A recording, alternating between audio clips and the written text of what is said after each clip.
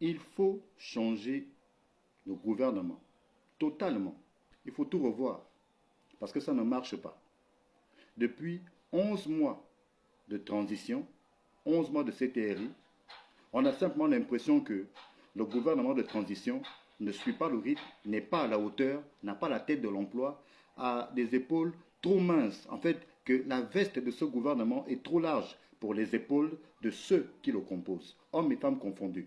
Anciens apparatchiks du régime déchu, comme toutes les nouvelles têtes que l'on a pu prendre pensant que ces gens-là feraient l'affaire. De façon globale, ça ne marche pas. Même si l'on pourrait tirer du lot 2, 3 ministres qui essayent de se battre, mais pour le reste, pour l'essentiel, grosso modo, ça ne marche pas et il faut tout changer.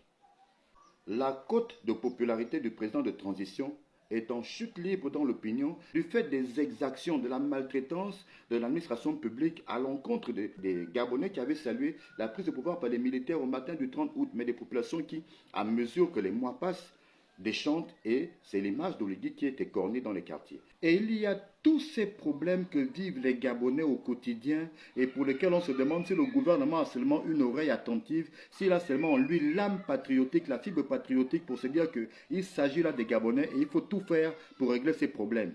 Eau, électricité, route, éducation, logement, des Gabonais qui sont spoliés de leur terrain par des sujets expatriés. Mais tout ça là, le gouvernement ne semble pas s'en émouvoir et puis le résultat est là. Quand on observe bien les choses, on comprend qu'il y a un profond malaise. On comprend qu'Oligui est mal entouré. On a eu de cesse de le dire. La presse l'a dit. Les activistes l'ont dit. L'opinion le dit. Mais jusqu'à maintenant, le président de transition n'avait rien fait. Selon nos informations, nombre de ces anciens apparatchiks du régime qui sont donc présents dans les arcanes décisionnels du pays sous le CTRI, prendraient des instructions auprès de Ali Bongo ou de son entourage et ce seraient ces décisions-là qu'eux traduiraient en actes concrets plutôt que les instructions données par le président de transition. Ce sont des personnes dûment identifiées que le président connaîtrait lui-même.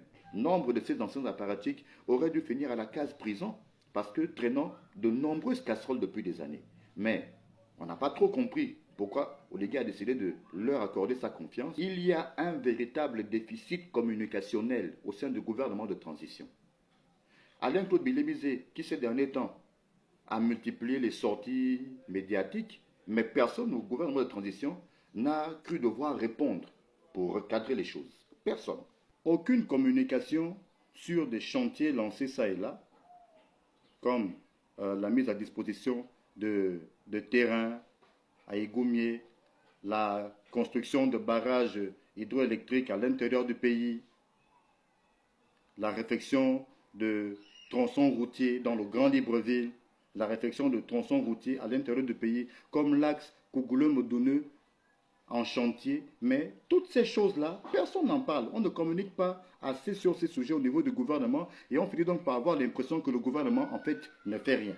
Il y en a qui, dans l'opinion, se disent que Oligui passe maintenant pour un dictateur pour avoir exigé à ses ministres, à ses collaborateurs, fidélité et loyauté absolue. Mais il faut bien se rappeler que quand ces personnes ont été nommées, ministres et autres, ils ont prêté serment. Et en prêtant serment, ils ont notamment juré fidélité et loyauté au président pour traduire fidèlement toutes les instructions qu'il leur donnera. Malheureusement, quand vous regardez la plupart d'entre eux, la plupart, bon nombre de ceux que Oligui a nommés dans ce gouvernement de transition ne sont pas là pour faire le travail qu'ils demandent, mais sont là juste pour pourrir les choses de l'intérieur.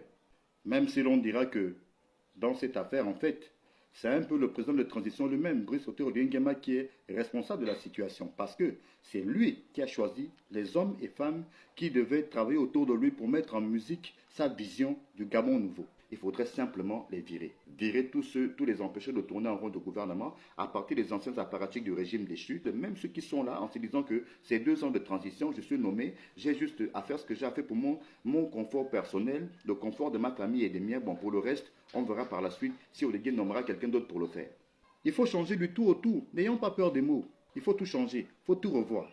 Tout est à revoir de A à Z pour véritablement sonner le tocsin de l'essor des Gabonais vers la félicité. Très bien, on avance.